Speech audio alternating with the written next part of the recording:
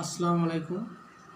আজকে আমরা আলোচনা করব ফৌজদারি কার্যবিধি 1898 সালের 4-1 গ ধারাতে বলা আছে অভিযোগ। অভিযোগ কাকে বলে?